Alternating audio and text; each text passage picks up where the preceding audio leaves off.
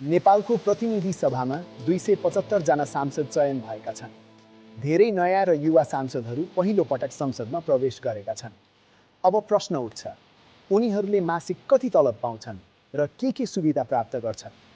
आज हामी कुरा गर्दैछौँ नवनिर्वाचित सांसदहरूले नेपालमा कस्तो तलब र सुविधा पाउँछन्। सांसदहरूको मासिक तलब रु 66,070 हुन्छ।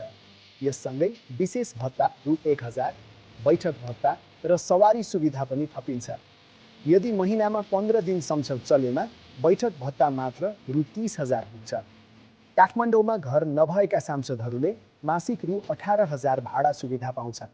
तर काठमाडौँमै घर भएका सांसदहरूलाई भने रु 9,000 मात्र दिइन्छ। त्यसबाहेक मोबाइल खर्च, पत्र पत्रिका र पानी खर्चका लागि पनि थप रकम छुट्याइएको छ। फर्निचर खर्चका लागि 5 वर्षमा एकपटक रु 15,000 दिइन्छ।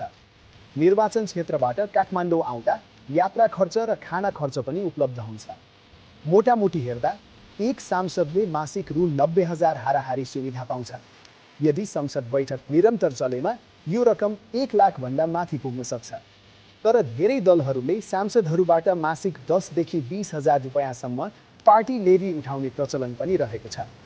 यसरी हेर्दा सांसदहरूको तलब र सुविधा सामान्य नागरिकको तुलनामा निकै आकर्षक देखिन्छ।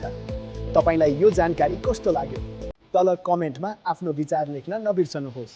धन्यवाद। अर्को भिडियोमा फेरि भेटौँला।